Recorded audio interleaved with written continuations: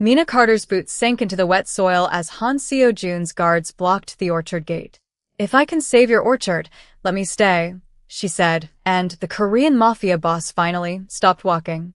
For 3 weeks, rows of apple trees had stood twisted and pale across Seo-jun's mountain estate, their leaves curled like dry paper, their fruit small and bitter. The orchard had belonged to his family for decades, and now every specialist he hired had given him the same answer. The trees were failing, and no one could explain why. Seo-jun stood beneath the black iron gate, his charcoal coat perfectly pressed, one hand resting against the silver handle of his cane. Behind him, polished stone steps gleamed under warm amber lights from the estate windows. Somewhere inside the house, a clock struck 6. The faint smell of roasted coffee drifted through the open doors, mixing with a sharp scent of damp earth. Mina looked completely out of place. Her oversized navy coat strained slightly across her frame, and mud clung to the soles of her worn work boots. A canvas notebook was tucked beneath one arm. She had already been told to leave twice. The first time, a guard had laughed. The second time, another had pointed toward the road. This time, Seo-jun himself had come to see why she refused to go. "You think you can save my orchard?" he asked. His voice was quiet, almost flat. Mina tightened her fingers around the notebook. "I think I know why it's dying." Seo-jun's eyes moved past her toward the trees. No wind stirred the branches, yet several leaves scraped softly against one another. Mina stepped closer to the nearest apple tree and knelt, her palm pressed against the rough bark. She scraped a small section with her thumbnail, then rubbed the powder between 2 fingers. The bark smelled sour. Her gaze shifted to the narrow irrigation line buried beneath the grass. "Your trees aren't dying from age," she said. "They're being suffocated from underneath." One of the guards gave a short laugh. Seo-jun did not. Mina pointed toward the soil around the trunk. "The drainage is failing. Water is sitting below the surface, and something has changed the soil chemistry. The roots can't breathe." Seo-jun finally stepped off the stone path. His polished shoes sank slightly into the mud. He looked down at the earth, then at Mina. "And you know this because?" "Because I spent 8 years working orchards." She opened her notebook. The pages were crowded with sketches, measurements, and handwritten notes.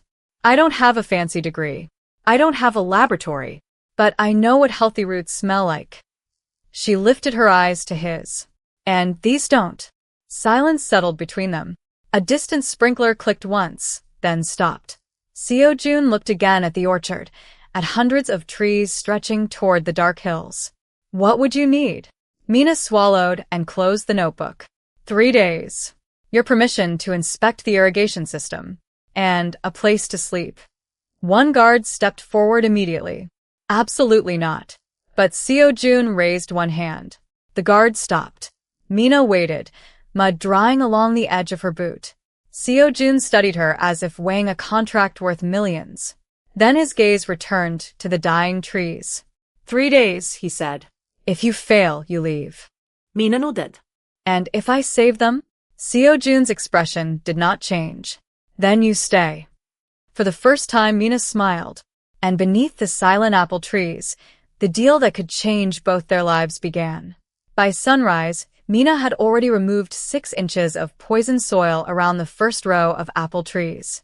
She worked alone beneath the pale security lights, her canvas gloves dark with mud, the metal shovel biting through roots with a dull scrape. A sharp, fermented smell rose from the earth every time she lifted another load, while cold water soaked through the knees of her work pants.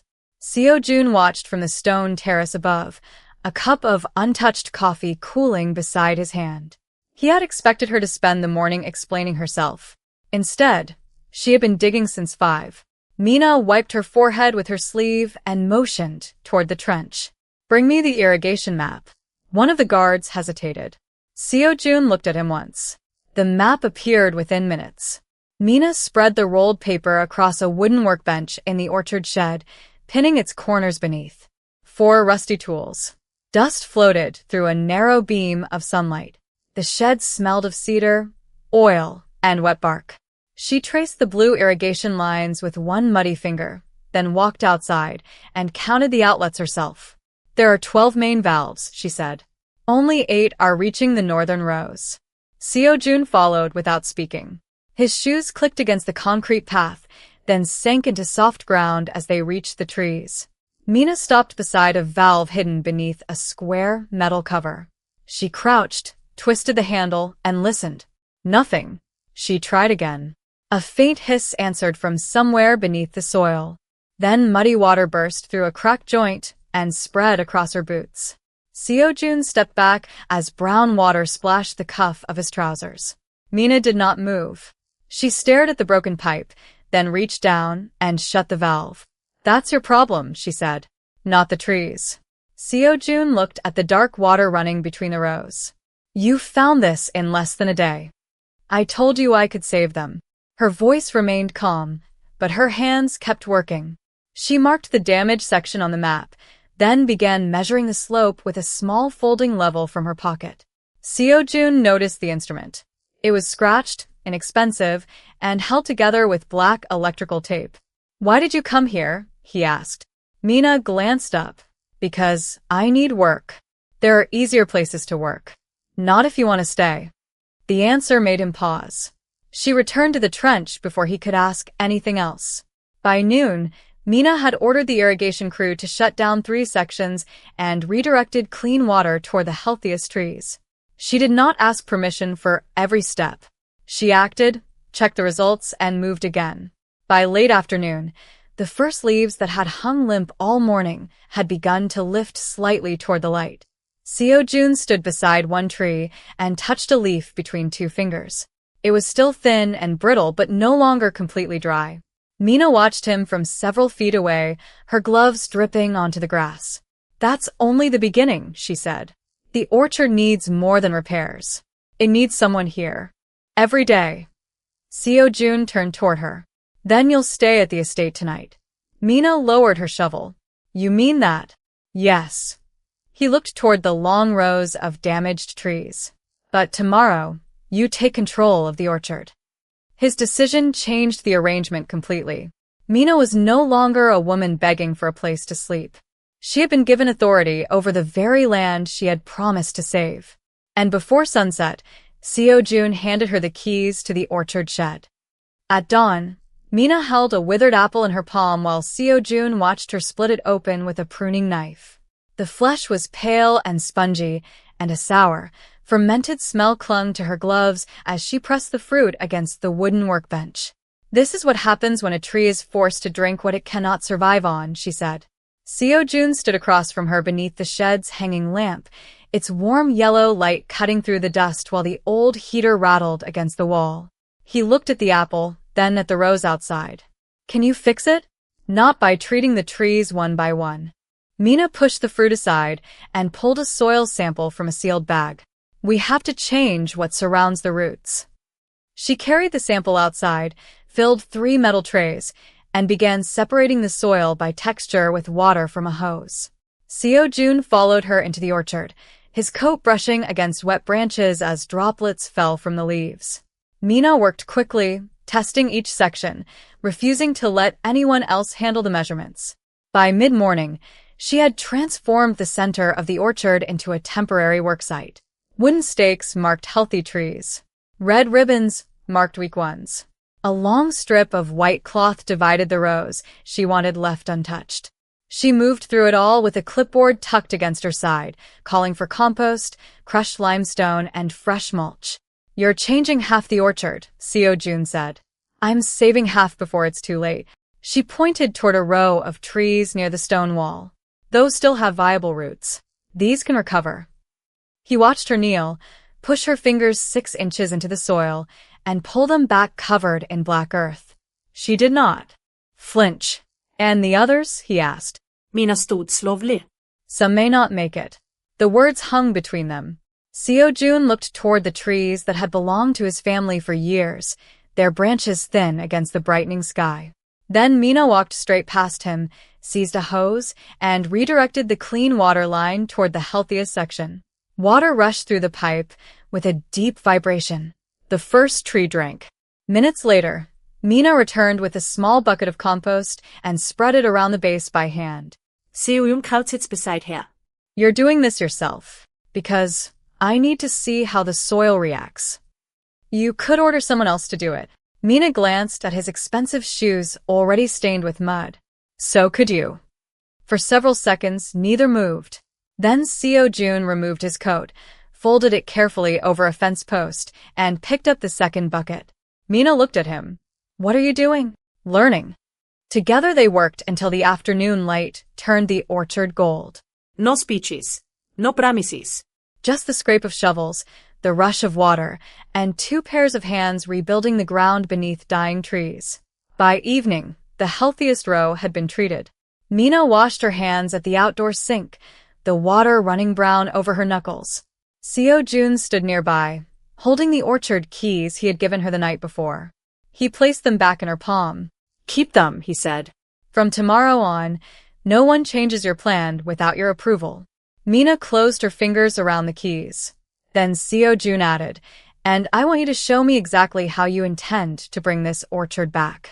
The next morning, he would put the entire estate's trust in the hands of the woman everyone had been ready to dismiss. By the 4th morning, Mina had turned Seo-jun's orchard into a disciplined worksite, but one entire hillside still stood untouched, its trees leaning over gray grass like exhausted men. She spread a large paper map across the hood of a black SUV, holding the corners down with a wrench and 2 stones. The paper snapped in the cold wind, while the smell of damp mulch and diesel drifted from the equipment shed. This section has to be removed. From the recovery plan, she said. Seo-jun looked at the red markings covering the hillside. Removed? Not forever. But if we keep feeding these trees, they'll pull resources away from the ones that can survive. She pointed toward the western rows. We have limited water, limited compost, and limited time. Seo-jun folded his arms. How much time? Mina checked the readings on her clipboard. 6 days before the next irrigation cycle. If we don't stabilize the root zones by then, we lose most of the crop. 6 days. The number changed the air between them. Seo-jun glanced toward the hillside, then toward the section Mina had already restored. The healthy trees looked different now. Their leaves were still thin, but they held their branches instead of hanging limp. He reached for the map. What do you need? A crew, 2 new pumps, and permission to shut down the old line completely. Seo-jun handed the map back. Done. Mina blinked. You haven't even checked the cost. You told me what the orchard needs. And if I'm wrong? He stepped closer, his shoes pressing into the gravel with a dry crunch. Then I'll take responsibility for trusting you. Mina lowered her eyes to the map. It was the first time he had said it that plainly. Before she could answer, an engine growled near the shed. A delivery truck rolled into the orchard carrying pallets of fertilizer. Mina immediately raised a hand. Stop. The driver braked. Tires hissed against wet gravel. Mina walked to the truck and examined the bags stacked beneath a blue tarp. The plastic smelled strongly of chemicals. She tore open one sample bag, rubbed the granules between her fingers, and looked at Seo-jun. This cannot go anywhere near the orchard. Why? Too concentrated. It will burn the roots we're trying to save. She turned toward the driver. Take it back. The driver looked at Seo-jun instead. For a moment, no one moved. Then Seo-jun stepped beside Mina. You heard her. The truck slowly reversed, its backup alarm echoing between the trees. Mina watched until it disappeared beyond the gate. You just rejected a full delivery without asking who ordered it, Seo-jun said. I rejected something that could kill your trees. And if someone important complains? Mina wiped her fingers on a cloth. Then they can complain to me. Seo-jun studied her for a long second, then gave a small nod. They will. That afternoon, he canceled every outside agricultural recommendation and placed the orchard entirely under Mina's direction. For the first time, the woman who had arrived asking for a place to stay controlled the fate of the estate's most valuable land. But just before sunset, Seo-jun handed her a fresh set of measurements and pointed toward the eastern hillside. Tomorrow, he said, we start there. Mina looked at the numbers, then at him. Tomorrow is too late. Seo-jun's expression hardened. Then tell me what we do tonight. Mina was halfway up the eastern hillside when Seo-jun caught up with her, his dress shoes sliding slightly over loose gravel as the first pump roared below. She dropped to one knee beside a row of young apple trees, pressing a gloved hand into the cold soil while the machine's vibration traveled through the ground. We have one chance, she said. If we flood this section tonight, the roots will drown before morning. Seo-jun looked toward the darkening orchard. The last sunlight burned orange along the branches, while the air carried the sharp smell of wet leaves and engine fuel. Then what do? We stop watering. Mina stood, grabbed the main valve, and turned it hard. The rushing water beneath the hillside faded into silence. For how long? 12 hours. Seo-jun checked his watch. That gives us until 6 in the morning. Mina nodded. And at 6, we start again with half the pressure. He studied the hillside, then her. You're asking me to let part of my orchard go dry. I'm asking you to trust me. The words landed between them. Seo-jun walked to the valve and placed his hand over hers. Then, I trust you. He turned the lock and sealed the system himself. By midnight, Mina had moved into the orchard shed, where a small electric heater clicked beneath a desk lamp and the smell of cedar shelves mixed with damp soil on her boots. Seo-jun found her kneeling over a handwritten schedule, calculating water pressure with a cheap calculator and a ruler. You should sleep, he said. So should you. He glanced at the narrow cot. I have a house. Mina looked at him over her shoulder. And I have trees. The corner of his mouth almost moved. Instead, he placed a thermos on the table. Steam curled from the lid. Hot tea. Thank you. He left, but 10 minutes later Mina heard the estate's main generator start. The lights along the eastern hillside came alive one row at a time. Seo-jun had ordered the entire irrigation system placed under her schedule, including the backup pumps. For the first time, every resource on the estate was working according to her plan. At 5:40 a.m., Mina stepped outside with her clipboard. The eastern hillside was still standing. She crouched beside the nearest tree and touched the soil. It was cool, loose, and no longer saturated. She smiled faintly, then rose and walked toward the pump station. Seo-jun was already there, sleeves rolled to his forearms, watching the pressure gauge. 6 o'clock, he said. Mina checked the dial. Start at 25 psi. He opened the valve. Water thundered through the pipe, then settled into a steady rush. Mina moved from tree to tree, adjusting each outlet by hand. The first sunlight touched the orchard, turning the wet leaves silver. Then one of the weakest trees suddenly dropped several yellow leaves at once. Mina frås. She looked down at the soil, then at the tree. Seo-jun's tips told her. What happened? Mina picked up one fallen leaf and rubbed its stem between her fingers. This tree is reacting differently. She walked to the next tree. Then another. The same thing happened. 3 trees. 5, 8. Mina straightened slowly. Seo-jun.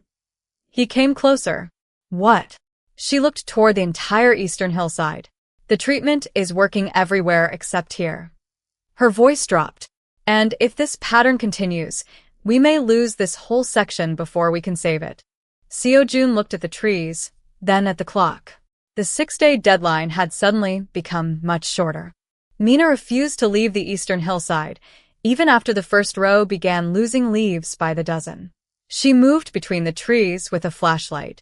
In one hand and her clipboard in the other, the beam cutting across wet bark while the pump station hummed behind her.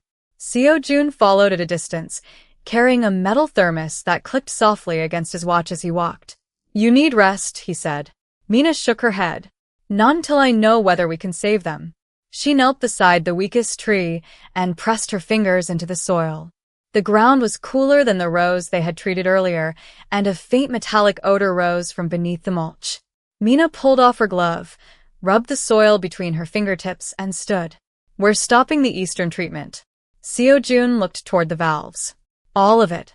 All of it. She walked to the pump control panel and shut the system down. The machinery fell silent, leaving only the soft hiss of water draining through the pipes. If we keep forcing water through here, will damage the roots beyond recovery. Seo-jun looked at the clock. That means losing another 12 hours. It means giving the trees a chance. He did not argue. Instead, he removed his coat and laid it across the muddy ground so Mina could kneel without soaking through her clothes. She glanced at him, then lowered herself onto the coat and began taking samples from 3 different points around the tree. You don't have to do that, she said. I know. He held the flashlight closer. But I'm staying. The words were simple. His actions were not. He spent the next hour helping her carry buckets, rinse tools, and label soil samples. The estate's polished stone floors could wait. The orchard could not. Near midnight, Mina returned to the shed and spread the samples across the workbench. Under the harsh white bulb, she compared their color, texture, and moisture level. Seo-jun stood opposite her, sleeves rolled up, his hands marked with streaks of dirt. Mina finally pointed to the eastern sample. This soil is different. How? It's holding something the others aren't. She reached for a clean glass jar, filled it with water, and added a small amount of soil. The mixture clouded immediately. She watched the sediment settle. The roots aren't simply drowning. Seo-jun ate it. They're reacting to what's in the ground. Mina closed the jar and looked toward the dark orchard outside. Tomorrow morning, I want to replace the soil around the worst trees by hand. Seo-jun nodded. How many? 27. He glanced at the clock. And how long? Until the deadline. She turned back to the samples. We may have to work through the night. Seo-jun picked up the second shovel from beside the door. Then we work through the night. Mina stared at him for a moment before taking her own. Together they walked back into the orchard, the flashlight beams moving between the trees as the cold air carried the scent of wet earth. By dawn, the first damaged tree had been cleared down to its roots, and Mina found herself standing beside Seo-jun in the shallow trench, both of them covered in soil. She placed one hand against the exposed roots. We can save it. Seo-jun looked her. Then save it. Mina reached for the shovel. I will. And for the first time, the orchard was no longer her responsibility alone. It had become a promise they were keeping together. The orchard went dark at 11:17 p.m., leaving Mina alone beside the eastern hillside with a dead flashlight and a pump that had stopped mid-cycle. She struck the flashlight against her palm, but only a weak red glow appeared. Somewhere below, water dripped steadily through the pipes, and the sharp smell of wet metal filled the narrow pump shed. Seo-jun, she called. No answer. She stepped outside, boots sinking into softened ground as the cold air pressed through her coat. The emergency lights along the main path were still on, but the eastern rows had disappeared into darkness. Mina grabbed a hand lantern from the shed wall and hurried toward the control station. The lantern threw a trembling circle of yellow across the trees. 27 trees waited beyond it, their exposed root zones covered with fresh soil, and the irrigation lines she had rebuilt ran quietly beneath the grass. Then she heard it, a deep mechanical clank from the lower pump house. Mina ran downhill. Inside, the backup pump was shaking violently against its metal frame, one pressure gauge jumping far beyond the safe range. She reached for the emergency shutoff, but the handle had jammed. Come on. She braced both hands against it and pulled. Nothing. A second gauge cracked with a sharp pop, and water began spilling across the concrete floor. Mina backed away, grabbed a heavy wrench, and worked the valve loose with controlled, repeated turns until the pump finally groaned and stopped. Silence returned. Then she heard footsteps outside. Seo-jun appeared through the doorway, his black coat soaked at the shoulders, rainwater shining along his hair. Are you hurt? No, Mina pointed at the pump. Someone changed the pressure setting. Seo-jun looked at the control panel. His jaw tightened. Can you restart it? Not tonight. She lifted the lantern toward the eastern hillside. If those trees don't get controlled water before morning, we lose them. He looked at his watch. For hours. Mina nodded. For hours.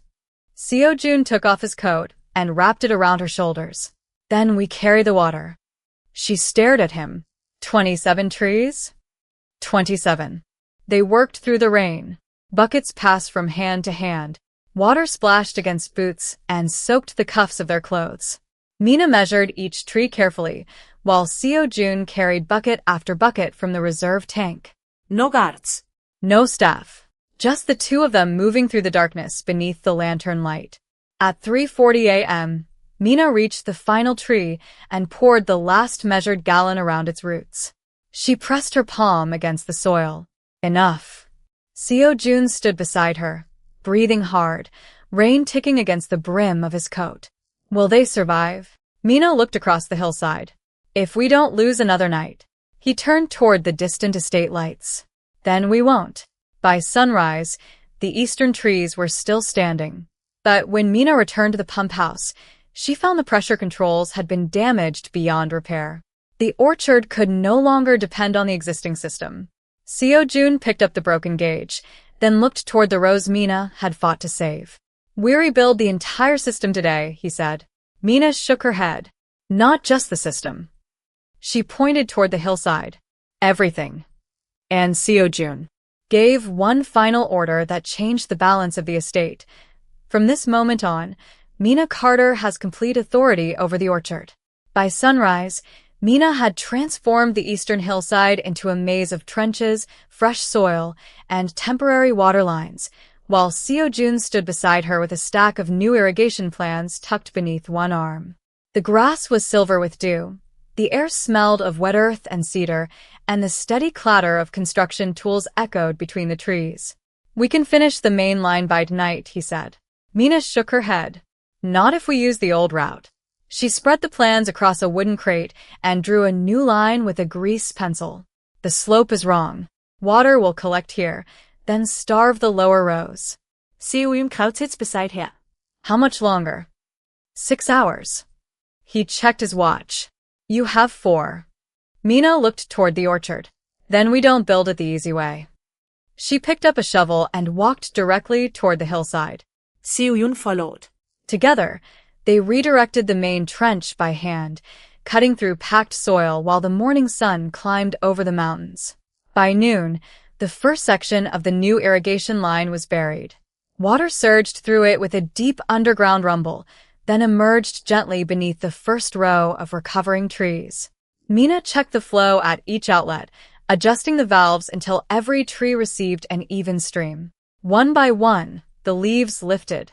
Seo-jun stood beside her, watching the branches move under the clean water. They're responding, he said. Mina nodded. They still have a chance. Then she walked farther uphill and stopped. Look. The western section, which had seemed too weak to recover, was beginning to show the same change. Tiny green buds had appeared along several branches. Mina touched one carefully. They're coming back. Seo-jun looked across the orchard, then removed his gloves. How many can we save? Most of them. Most. Mina glanced at the trees that had already lost too much strength. Some won't recover. Seo-jun nodded once. Then we save every tree that can be saved. They worked until dusk. When the final pipe was sealed, Mina turned the main valve. Water rushed through the new system, clean and steady, while the scent of fresh soil filled the air. She walked through the rows with a flashlight, checking every outlet. Seo-jun followed with a clipboard, recording each adjustment exactly as she instructed. At the last tree, Mina stopped and placed her palm against the trunk. The bark was warm from the day's sunlight. A faint tremor ran through the branch as water reached its roots. This one will make it, she whispered. Seo-jun looked at her instead of the tree. Because of you. Mina shook her head. Because you let me stay long enough to do the work. He was silent for several seconds. Then he reached into his coat and placed a document on the wooden crate. Mina opened it beneath the yellow glow of the work lamp. It was not a payment agreement. It was a formal authorization giving her permanent control over the orchard's agricultural operations. She looked up. Seo-jun, he closed the document gently. You came here asking for a place to stay. His voice was quiet. You earned more than a room. The orchard stood behind them, rows of damaged trees now carrying the first signs of recovery. And for the first time, Mina realized that saving Seo-jun's orchard might no longer be the only reason he wanted her there. By the following spring, the orchard no longer looked like a dying estate. Rows of apple trees stood beneath fresh green leaves, their branches heavy with blossoms, while bees hummed through the warm afternoon air and the sweet scent of apple flowers drifted across the hillside. Mina walked between the trees with her familiar canvas notebook tucked beneath one arm, checking irrigation lines and touching the soil beneath each trunk. Every tree she had marked for recovery had survived. Even the 27 trees on the eastern hillside had pushed out new growth. Seo-jun stood near the old stone wall, watching her approach. He wore no suit that day, only a dark sweater with the sleeves rolled neatly to his elbows. In his hand was a small wooden box. Mina stopped beside him. "What is that?" He opened it. Inside lay a simple brass key. "Your key to the orchard," he said. Mina looked at him then. "At the brass key. I already have one. That one opens the shed." He placed the new key in her palm. "This opens the main gate." She closed her fingers around it. "Why?" Seo-jun looked across the orchard. "Because you asked for somewhere to stay, and you stayed when everyone expected you to leave." He paused. "You saved something that mattered to me." Mina glanced down at the key, its metal warm from his hand. "The orchard mattered. So did you." The words were quiet, but he did not take them back. Mina walked toward the nearest tree and rested her palm against its rough trunk. A small red apple hung beneath the leaves, still young but perfectly formed. She smiled. "Looks like we kept our deal." Seo-jun joined her. "You said if you saved the orchard, you'd stay." Mina looked at him. "I did." "Then stay." No command. No contract. Just the choice she had been promised from the beginning. Mina slipped the brass key into her pocket. "I will." Later that afternoon, they walked through the entire orchard together. The new irrigation system ran quietly beneath the grass. Water whispered through the pipes, bees moved between white blossoms, and sunlight flashed across the leaves whenever the branches shifted. Mina stopped at the highest point of the hillside and looked down at the estate. Months earlier, she had arrived with one canvas bag and worn boots, asking only for a place where she could work. Now a small cottage stood beside the orchard, prepared for her, with a wooden porch facing the trees she had brought back to life.